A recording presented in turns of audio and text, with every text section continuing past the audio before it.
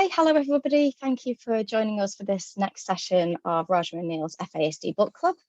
So as you'll have seen in previous sessions, this is the book that the following chapter is going to be a part of. So this book was edited by Raja Mukherjee and Neil Aiton, and then different chapters were written by different authors. And today we've got Helen Oakwater, who is going to be talking to us about the complexity of attachment issues in FASD. I'm going to let Helen introduce herself, and it's going to be a 15 minutes overview of that chapter, and then please put any questions in the chat and we will ask Helen those afterwards. Thank you, Helen. Thank you. I'm absolutely delighted to be here. I'm going to present in exactly the way that the chapter is written. So I hope that makes sense to you. I'm an adoptive parent. I have done a number of things, including a couple of books and a variety of other stuff. And I know that as an adoptive parent, when my kids first came, I was kind of knew after a few years there was something slightly odd going on. And then even later than that, I knew there was some issues around attachment and trauma. And it wasn't for a couple of decades that I realised that there was also the issue of FASD going on. So that's reflected in what I've written. Attachment is the connection and the relationship between an infant and a parent. And it's necessary for survival, protection, safe place from which to explore the world. It builds up through time. The quality and the nature of it determines the attachment style. This is stuff I'm sure you're all fairly familiar with. One of the things is there's the dance of attunement, which is about how regulation occurs, which is part of the autonomic nervous system. And that is involved in regulation. What we have is a secure attachment cycle, which we ideally hope all children have. The baby rests and then experiences discomfort. Protests. Oh, mum picks it up. Oh, would you? Oh, poor little. Oh. There's an eye-to-eye connection. Oh. And the baby calms and learns trust. That is repeated time and time again over many months and years. And as a result of that, we create Sandy, a securely attached, normally developing youngster who feels safe, knows there's a place in the world for them. They have positive beliefs about themselves. They're able to attach to their parents and to others. And if you think just about this is a completely subjective concept of continuum of parenting, parents will move between excellent and awful, but most of the time they will be, as Winnicott called them, good enough. That doesn't always happen. For some children, they experience trauma, which is either a feeling they might die or an overwhelm of affect. And there are different sorts of maltreatment that can occur. There's physical abuse, there's emotional abuse. I use the metaphor of shrapnel to explain this process, and that metaphorical shrapnel gets stored inside the body. From an infant's perspective, if they are experiencing an incident of, let's say, neglect, all they can see is darkness. All they can smell is sour milk and excrement. Their nappy's not been touched for hours, possibly even days. They can taste milk and vomit. They might hear shouting, slamming of doors. They can touch the nappy rash that goes from their waist down to their knees, and they feel in their stomach a pain. They're cold and they're hungry. And that's how that metaphorical shrapnel gets constructed. So for a child like Tim, who's lying in that cot and cries, mother doesn't respond. And then Tim cries even down, and mum's, oh, shut up, or just again ignores. And when this is repeated, the baby gives up and rage or apathy develops instead of trust. And that leads to problems, as and Tim finds and feels he's not safe. He's not of value. He's alone. He's bad. People can hurt you. There is not a place for me. Nothing is important. The world's not okay, and it's a dangerous and unpredictable place.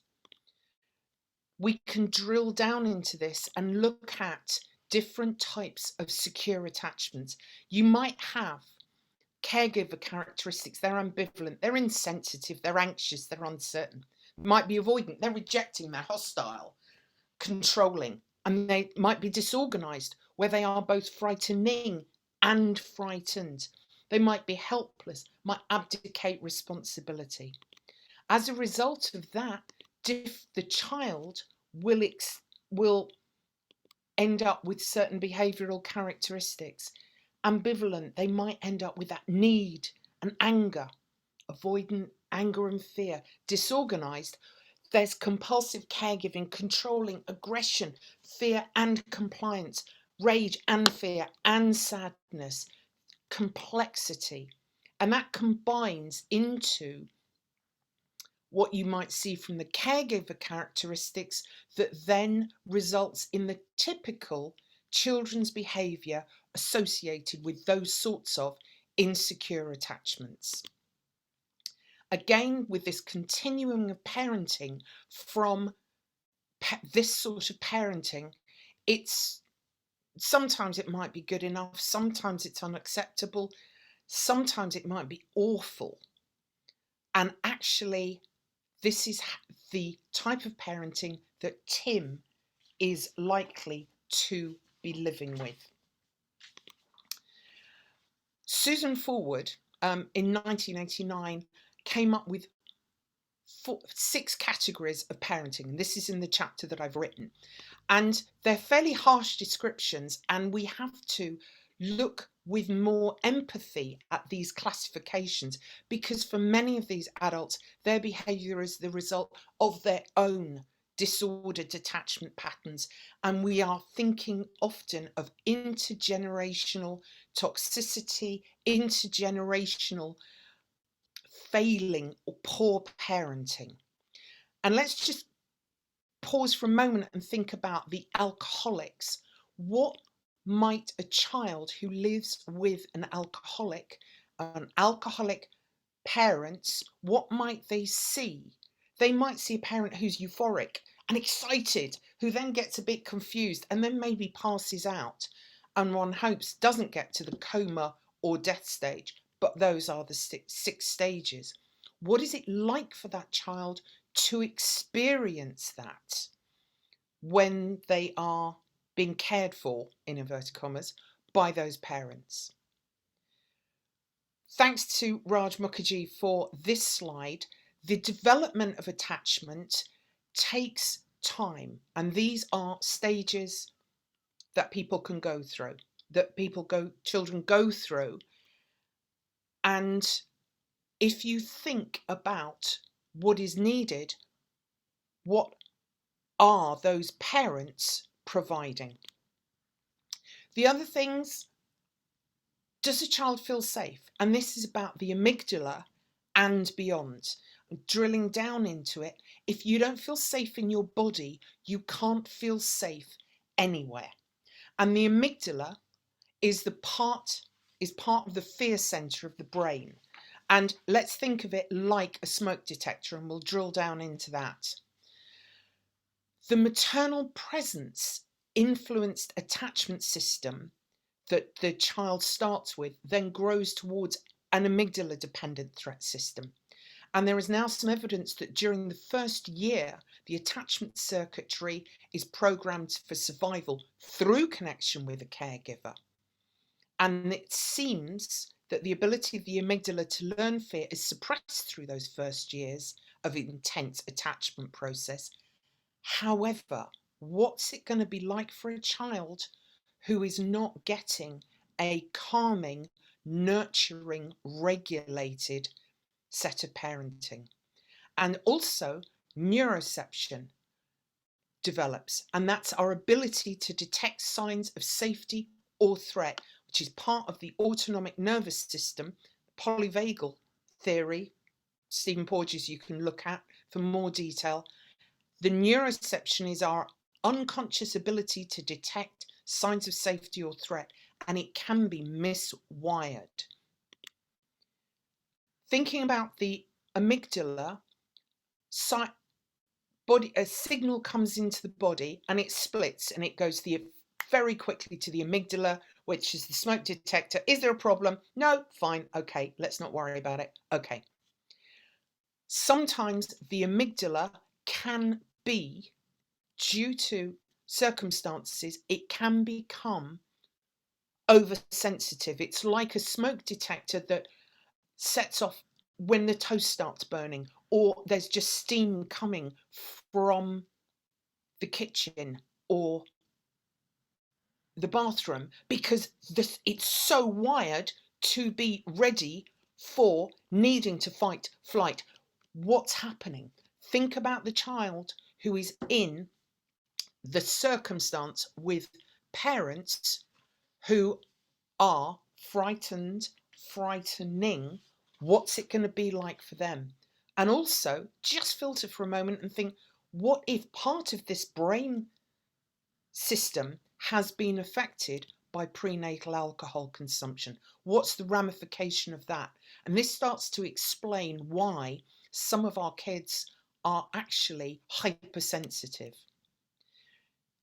In 0 Degrees of Empathy, Professor Simon Cohen talks about empathy, which is our ability to identify what someone else is thinking or feeling and to respond to their thoughts and feelings in an appropriate emotion. It's got 2 stages, recognition and response. And developing empathy proceeds well only if it's safe to imagine another person's thoughts or feelings. What happens to the child where it would be terrifying to imagine what that other person is thinking? That's another factor we have to add to this complex mix. He says there's 3 elements in terms of creating empathy. There's a genetic component and at least 10 different interconnecting brain regions that constitute the empathy circuit, plus the experience of parental love. So all those components are involved in empathy. Some of those are going to be coming from the parents. Again, what happens if part of those brain regions were affected by alcohol? And this is how we develop the theory of mind and mindsight. I have a metaphor. I have many metaphors, but this one is the metaphorical road network. For our kids who have alcohol affected brains, it's like their road network is, sometimes it's a 4-lane highway that turns into a dirt track. It's a bridge that stops in the middle of a building. It's a map that doesn't have all the roads on there and doesn't have the rivers.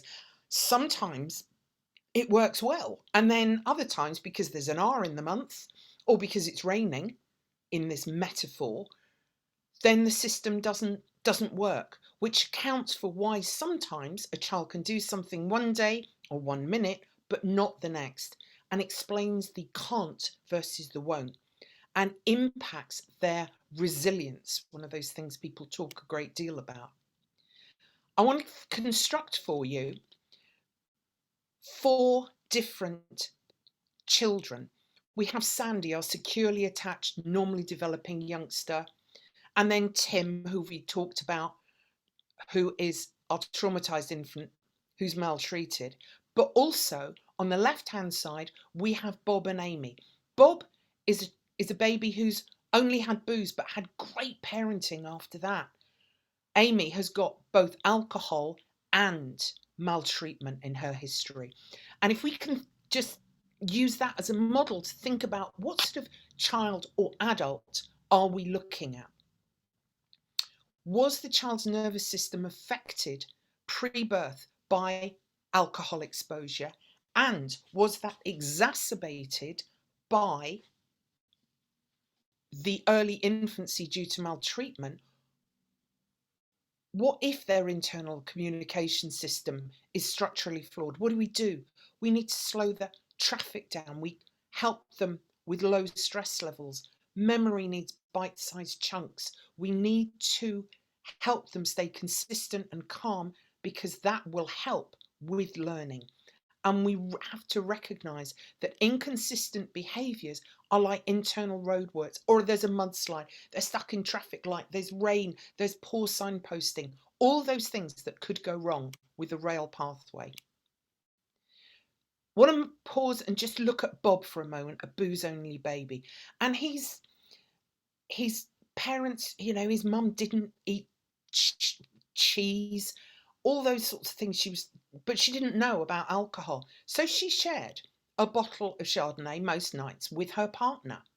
Now, she, as a professional person, is expecting to have a Sandy on the left-hand side of the screen with age-appropriate behaviour. She's expecting a normal development, and actually she is parenting Bob, not Sandy. The developmental milestones are delayed. It seems to be a bit immature and hard to comfort and breastfeed. Mum gets frustrated and she starts being quite disappointed, and that's why diagnosis is so important. So she knows she is parenting Bob, and she needs some help understanding why Bob is how he is, and help with how she then feels about all of that. So diagnosis for her is absolutely essential. And then there are many who, like me, parented our children as if they were Tim.